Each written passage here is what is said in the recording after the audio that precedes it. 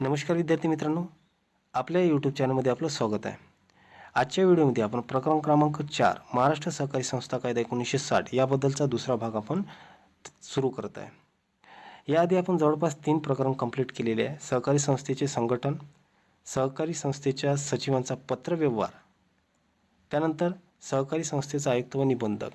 परंतु असे काही 1-2 विद्यार्थी आहेत ज्यांचा मला मेसेज आला होता किंवा त्यांनी कमेंट्स केले होते की मी जो काही सिलेबस तुम्हाला शिकवत आहे तो नवीन सिलेबस नाही आहे, तो जुना सिलेबस आहे. तर या संपूर्ण पुस्तकामध्ये तुम्हाला एक पेज देण्यात आलेलं आहे. यामध्ये मेन्शन करण्यात आलेलं आहे की शैक्षणिक वर्ष 2020-21 पासून इयत्ता 12वी कला व वाणिज्य शाखेसाठी सहकार हा विषय घेण्यात आलेला आहे. म्हणजे 12वीचे आर्ट्स आणि कॉमर्स या विद्यार्थ्यांसाठीच हा विषय नियुक्त करण्यात आलेला आहे. यासाठी की 2013मध्ये जो काही म्हणजे 97व्या घटनादुरुस्ती झाली होती, त्या 97व्या घटनादुरुस्तीने सहकार हा जो काही विषय आहे हा भारतीय घटनेचा एक भाग झालेला आहे. त्यामुळे हा कंपल्सरी आता 11वी आणि 12वीसाठी आर्ट आणि कॉमर्ससाठी हा कंपल्सरी करण्यात आलेला आहे. त्यामुळे मी हे सुरुवातीला हे सांगत यासाठी आहे की जे काही विद्यार्थी आता पाहत असेल तर त्यांच्यासाठी निश्चिंत राहा तुम्ही. 12वीचे विद्यार्थी त्यांच्यासाठी आर्ट आणि कॉमर्ससाठी हा सहकार विषय घेण्यात आलेला आहे राज्य शासनाकडून. ठीक आहे. आणि यामध्ये आणखी काही माहिती देण्यात आली आहे. तुम्हाला जर या पुस्तकाची जर PDF डाउनलोड करायची असेल तर खाली डिस्क्रिप्शनमध्ये एक टेलिग्राम चॅनलचं नाव देण्यात आलेलं आहे. टेलिग्राम चॅनलमध्ये सर्च बारमध्ये जर तुम्ही MPSC विशेष जर टाकला तर तुम्हाला त्या चॅनलमध्ये संपूर्ण पुस्तकाची PDF डाउनलोड करून तुम्ही हे करू शकता. कारण की आता बरेचसे लॉकडाऊनमध्ये तुम्हाला पुस्तकं सध्या उपलब्ध झाले नसेल तर तुम्ही PDFचा सुद्धा व्यवहार करू शकता. ठीक आहे. तर आता चौथ्या प्रकरणाचा जो काही दुसरा भाग आहे त्याची सुरुवात करूया आपण. त्यानंतरचा नेक्स्ट पार्ट पाहूया आपण, भाग भांडवल. आधीच्या पार्टमध्ये आपण बरेचपैकी महाराष्ट्र सहकारी संस्थेची कायद्याची संपूर्ण प्रस्तावना आपण बघितली होती. त्यानंतर महाराष्ट्र सहकारीचे भांडवल कशाकशाने उभारते, म्हणजे अंतर्गत साधने कोणती होते आणि बाहेरगत साधने कसे होते, तर त्याचे सुद्धा आपण बऱ्यापैकी समजून घेतलं होतं. तर या व्हिडिओमध्ये आपण भाग भांडवल आणि त्यानंतरचा पार्ट पाहणार आहोत. भाग भांडवल म्हणजे शेअर्स कॅपिटल. शेअर्स कॅपिटल म्हणजे अशी असते की कोणती कंपनी असो या आता कंपनी कशी असते, एखादी जर प्रायव्हेट कंपनी असेल तर त्यासाठी कंपनी ॲक्ट 2013 लागू केला जातो. परंतु आजपर्यंत अजूनही सहकारी संस्थेमध्ये महाराष्ट्र सहकारी संस्था कायदा 1960 पारित केला गेला. ठीक आहे. या अंतर्गतच संपूर्ण सहकारी जे काही महाराष्ट्रामध्ये असेल तर ते वर्क करतात. तर त्यामध्ये असं आहे, एक कंडिशन्स दिलेली आहे की बाकी कंपनी आणि सहकारी संस्थेमध्ये दोनच फरक आहे की सहकारी संस्थेमध्ये भाग भांडवल हे फक्त सहकारी संस्थेमधले सभासद असो या मेंबर्स असो तेच खरेदी किंवा विक्री करू शकतात. परंतु अदर्स कंपनी असो या कंपनी ॲक्टमध्ये कोणी पण खरेदी करू शकतात किंवा विक्री करू शकतात. परंतु सहकारी संस्थेमध्ये तसं केलं जात नाही. सहकारी संस्था कायदा म्हणजे महाराष्ट्र सहकारी संस्था कायदा 1960 कलम 28 प्रमाणे कोणतीही व्यक्ती सहकारी संस्थेच्या एकूण भांडवलाच्या एकास 5 म्हणजे 5 पैकी 1 भाग, म्हणजे समजा जर 20 लाख असेल तर त्याचा एक भाग म्हणजे त्याचा 5वा पार्ट, म्हणजे 5 जर भागामध्ये डिवायडेशन्स केले 20 लाखाचे तर एक भाग कशाचा निघतो, 4 लाख. म्हणजे 4 लाख किंवा 5 लाखापेक्षा अधिक रकमेचे भाग भांडवल धारण करू शकत नाही. ठीक आहे. एवढं तुमचं क्लिअर झालेलं आहे. पूर्ण यासाठी सांगितलेलं नाही का याआधी पण आपण याबाबत बरेचसे वेळा डिस्कस केलेलं आहे. आता त्यानंतर पाहूया आपण भाग भांडवलाची वैशिष्ट्ये. कोणताही प्रश्न आला एक्झाममध्ये तर त्यामध्ये कितीही पॉईंट्स असले तरी 5 पॉईंट हे कंपल्सरी लिहायचे, म्हणजे पाठ करून टाकायचे. अशा प्रकारचे पाठ करायचे की जे आपल्याला समजून जाते. आता जसं आहे, पहिला पॉईंट आहे कार्यक्षेत्रात भाग विक्री. कार्यक्षेत्रात भाग विक्री म्हणजे कार्यक्षेत्र म्हणजे ज्या कार्यक्षेत्रात ते लिमिटेड सोर्सेस असेल. म्हणजे आता समजा जर सहकारी संस्थेबाबत जर विचार केला तर सहकारी संस्था हे फक्त सहकारी संस्थेच्याच रिलेटेड कार्य करते. सहकारी संस्थेचे कार्यक्षेत्र हे एक ठरवलेले असते. ठीक आहे. म्हणजे लिमिटेड असते, हे मर्यादित असते. भागांची खरेदी संस्थेच्या कार्यक्षेत्रातील व्यक्तीच खरेदी विक्री करत असते, जसं आपण आधी डिस्कस केलेलं आहे. जसं तर यामध्ये सुद्धा सांगण्यात आलेलं आहे की सहकारी संस्थेचे कार्यक्षेत्र ठरलेले असते आणि भागांची खरेदी विक्री हे कार्यक्षेत्रातील व्यक्तीच करू शकते. सहकारी संस्थेच्या कार्यक्षेत्राबाहेरील व्यक्तींना भाग खरेदी करता येत नाही. जसं मी आधी सांगितलेलं आहे की बाकी जर कंपनी ॲक्ट 2013 बाबत जर विचार केला आपण तर त्यामध्ये असं असते की कार्यक्षेत्राबाहेरील व्यक्तीला सुद्धा भाग विक्री करू शकते, म्हणजे शेअर्स खरेदी करू शकते. परंतु सहकारी संस्था कायदा असा आहे की जेव्हा 97वी घटना दुरुस्ती झाली होती त्यावेळेस याला कायद्याने संरक्षण मिळालेलं आहे. कायद्याने संरक्षण मिळाल्यामुळे याला कोणत्याही प्रकारचे न्यायालयात किंवा सहकारी संस्थेचे याचे भाग जप्त करू शकत नाही. त्यामुळे त्यांना कायदेशीर संरक्षण प्राप्त होते. परंतु अदर्स कंपनीचे जर शेअर्स खरेदी केले तर त्याला कोणत्याही प्रकारचे संरक्षण प्राप्त होत नाही. समजा पैसा गेला तर समजून घ्या गेला. सहकारी संस्थेचं तसं होत नाही, कारण की सहकारी संस्था ही एक दुर्बल घटकांनी बनवलेली एक संघटना असते आणि याचा एक मोटिव्ह असते की दुर्बल घटकांना वरता आणणे, ना की कोणत्या एखाद्या म्हणजे समजा जर कोणते श्रीमंत लोक असेल तर त्या श्रीमंत लोकांना जर समजा जर अशा प्रकारची जर नसते, कोणतेच कायदे मर्यादित नसते, तर काय झालं असते की भाग भांडवलातील समाजातील जे काही मुठभर श्रीमंत लोक होतील त्या हाती सत्ता जातील आणि तेच संपूर्ण काही श्रीमंत होतील. तर आपण पहिला पॉईंट बघितला होता की कार्यक्षेत्रात भागविक्री म्हणजे ते फक्त त्याच कार्यक्षेत्रात विकली जाते ज्या क्षेत्रातनी सहकारी संस्था वर्क करते. ठीक आहे. महाराष्ट्र सहकारी संस्था कायदा हा संपूर्ण महाराष्ट्राशी रिलेट करते आणि महाराष्ट्रामध्ये कोणत्याही भागामध्ये जर ती संस्था कार्य करत असेल तर त्या संस्थेमधल्या मेंबर्स असेल तर त्याच मेंबर्समधले प्रत्येक मेंबर्स एकमेकांचे भाग विक्री किंवा खरेदी करू शकते. ठीक आहे. एवढं क्लिअर झालं. भागधारणेवर मर्यादा म्हटलं तर म्हणजे दुसरा पॉईंट आहे की कोणत्याही संस्थेच्या एकूण भाग भांडवलाच्या एकास 5 म्हणजे आपण पहिले सांगितलेलं आहे की समजा जर 5 असेल तर त्याची म्हणजे समजा त्याने जर प्रवेश फी जर 20 लाख भरली असेल तर त्याचा एकास 5 म्हणजे तुम्ही जर डिवाईड केल्या 5शी 20 लाखाची तर पहिला भाग काय पडतो 4 लाख. तर 4 लाख किंवा त्याची एक लिमिटेशन्स देण्यात आलेली आहे की सर्वाधिक 5 लाखाची म्हणजे एक लिमिट करण्यात आलेली आहे की 5 लाखाच्या वर तो धारण करू शकत नाही. 5 लाखाच्या खाली तो 1 लाख 2 लाख 3 लाख कसेही भागधारक म्हणजे शेअर्स होल्डर ते होऊ शकतात. एवढं क्लिअर झालेलं आहे. म्हणजे पहिलं आणि दुसरं क्लिअर झालेलं आहे. म्हणजे भागधारणाची मर्यादा कशा पद्धतीनं लिमिटेशन्स करण्यात आलेली आहे. आपण आणखी काही असे सोपे पॉईंट पाहूया की जे आपल्याला लक्षात राहतील. जसं आता 6वा पॉईंट आहे एक लाभांशावरील मर्यादा. वरील मर्यादा म्हणजे कोणतेही सभासद असो. आता यामध्ये एक पॉईंट आहे लाभांशावरील की सहकारी संस्थांनी भागांवर किती लाभांश जाहीर करावा याची मर्यादा टाकण्यात आलेली आहे. कोणत्याही सहकारी संस्थेला आपल्या भागधारकांना 15% जास्त लाभांश देता येत नाही. ठीक आहे. म्हणजे याच्यातनी सुद्धा लिमिटेशन्स करण्यात आलेली आहे. म्हणजे लाभांशावरील मर्यादा म्हणजे किती टक्के देण्यात आलेली आहे 15% देण्यात आलेली आहे.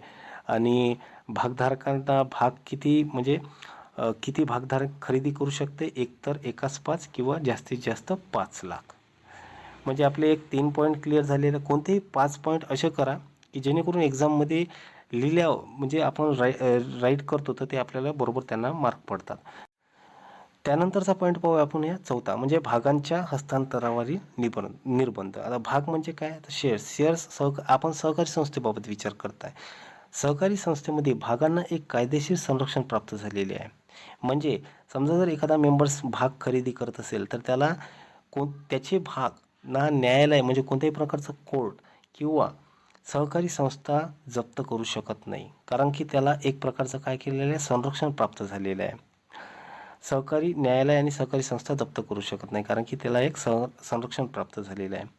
सहकारी संस्थेच्या भांडवल सुरक्षित राहावे म्हणजे सहकारी संस्थेचे भांडवल सुरक्षित राहावे व सभासदांनी भांडवल म्हणून गुंतवलेली रक्कम सुरक्षित राहावी हाच मोठा उद्देश होता त्याचा. सहकारी संस्थेचे सभासदांचे जवळपास 3 प्रकारे गुंतवले जाते. एक तर असतात भाग भांडवल, दुसरं असते बचत ठेवीच्या स्वरूपात आणि तिसरं असतात गृहनिर्माण संस्थेच्या कर्ज रोख्यातील गुंतवणूक रक्कम हे दिवाणी न्यायालयाच्या हुकमानुसार जप्त करता येत नाही. म्हणजे एक प्रकारचं काय झालेलं आहे या भागांना संरक्षण प्राप्त झालेलं आहे. आपण पॉईंट कोणते लक्षात ठेवलेले आहे.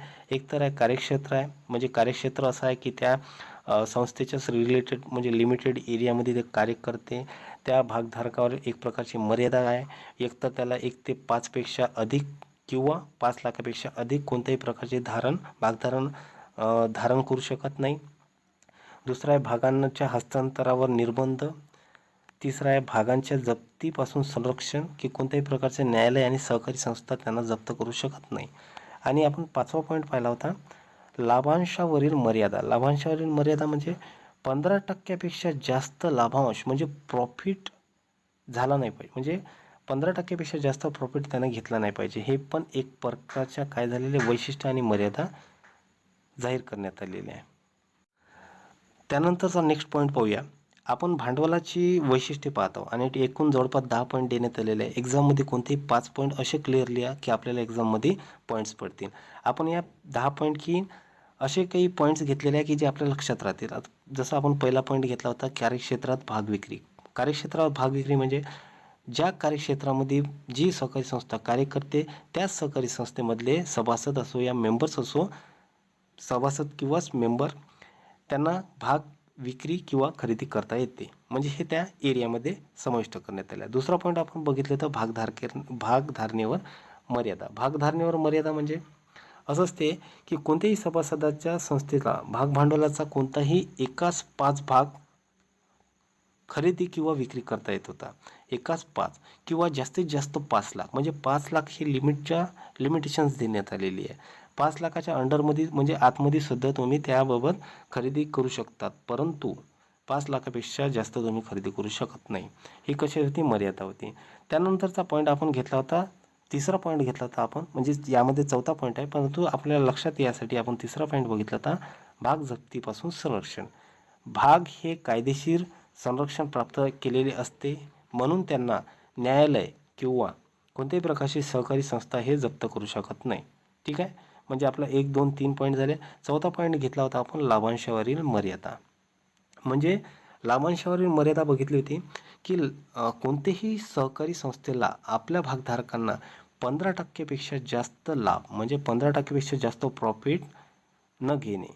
ठीक आहे, म्हणजे चौथा 4 पॉईंट झाला. 5वा पॉईंट घेऊया आपण कर्ज देण्यावर बंधन. आता सहकारी संस्था हे कायदेशीर बंधनकारक असते आणि 97व्या घटनादुरुस्तीने याला एक घटनात्मक प्राप्त झालेलं आहे. त्यामुळे याच्या भागधारणेवर एक बंधन देण्यात आलेलं आहे. कोणत्याही प्रकारचं समजा जर शेअर्स असेल सहकारी संस्थेच्या एखाद्या मेंबर्सपाशी तर ते शेअर्स गहाण ठेवून त्याच्यावर कर्ज दिल्या जात नाही. सहकारी संस्थेच्या कर्जासाठी तारण म्हणून म्हणजे गहाण म्हणून, तारणलाच मराठी म्हणजे आपल्या शब्दांमध्ये गहाण म्हणतो आपण, तर तारण म्हणून वापरता येत नाही. संस्था तिच्या स्वतःच्या भागांना तारणावर कर्ज सुद्धा देऊ शकत नाही. ठीक आहे, म्हणजे आपला 1 पॉईंट झाला, दुसरा पॉईंट झाला आणि हा तिसरा पॉईंट झाला आणि चौथा आणि 5वा पॉईंट झाला. म्हणजे 5 पॉईंट आपण क्लिअर केले. आता त्यानंतरचा भाग पाहूया आपण. त्यानंतर आहे भाग विक्रीचे फायदे.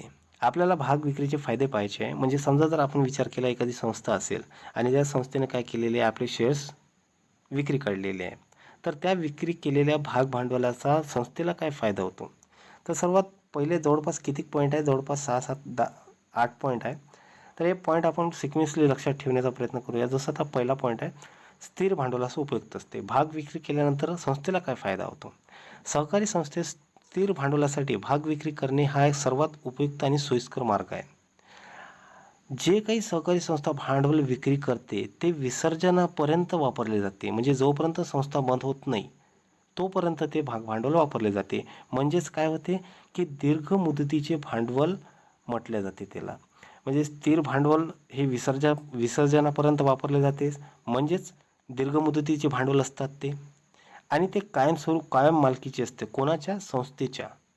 संस्थेला असे भांडवल सोयीनुसार वापरता येते. भाग विक्रीद्वारे मिळालेले भांडवल हे संस्थेच्या कायम मालकीचे असते आणि हे विनातारण असते. जसं आपण आधी डिस्कस केलेलं आहे की जे काही म्हणजे भाग विकल्या जाते ते कोणत्याही प्रकारचे गहाण ठेवून त्यावर कोणत्याही प्रकारचे लोन घेतल्या जात नाही. त्यामुळे हे खूप सिक्युअर असते. म्हणजे सहकारी संस्थेच्या मालकीचे असते आणि कायमस्वरूपी असते आणि दुसरी गोष्ट दीर्घ मुदतीची असते. म्हणजे ते भांडवल विसर्जनापर्यंत वापरले जाते. आणखी एक गोष्ट असते की समजा ज्या व्यक्तीने किंवा ज्या मेंबर्सने ते खरेदी केले तर त्याला काय केल्या जाते, त्याला व्यवस्थापनामध्ये सहभाग घेतला जातो आणि तो व्यवस्थापनामध्ये सहभाग घेतो आणि संचालक म्हणून निवडून येण्याससुद्धा काय केलं जाते, म्हणजे त्याचा एक वापर केला जाते. म्हणजे एखादा शेअर होल्डर असेल सहकारी संस्थेचा तर तो संचालकसुद्धा होऊ शकतो. ठीक आहे, म्हणजे हे एक फायदा आहे. संस्थेवर अंकुश म्हणजे भागधारक म्हणजे समजा एखादी सहकारी संस्था असेल आणि त्या सहकारी संस्थेने भाग खरेदी केली असेल, तर तो त्या सहकारी संस्थेवर आणि संचालक मंडळावर काय करतो, नियंत्रण ठेवतो. म्हणजेच एक प्रकारचा काय करतो, तो पूर्ण सहकारी संस्थेवर अंकुश ठेवतो. तर हे आपले पॉईंट आहे. तर तुम्हाला हे सोयीस्कर असण्यासाठीच मी हे क्लिअर करण्यात आलेले आहे. तर ठीक आहे मित्रांनो, आतापर्यंत जे काही पोर्शन्स आपण घेतलेले आहे तो पूर्ण क्लिअर कट समजून सांगण्यासाठी हा व्हिडिओ खूप मोठा होत जाते. त्यामुळे प्रत्येक व्हिडिओ जे काही मी तुमच्या भागानुसार तुमच्यासाठी टाकत आहे, तर ते प्रत्येक व्हिडिओ तुम्ही बऱ्यापैकी समजून घेण्याचा प्रयत्न करा. मी तुम्हाला आश्वासन देतो की तुमच्या एक्झामपर्यंत संपूर्ण जो काही पुस्तक आहे, चॅप्टर आहे, तर ते क्लिअर करण्याचा मी प्रयत्न करेन. तर व्हिडिओ जर आवडला असेल तर व्हिडिओला लाईक करा, शेअर करा आणि सबस्क्राईब करा.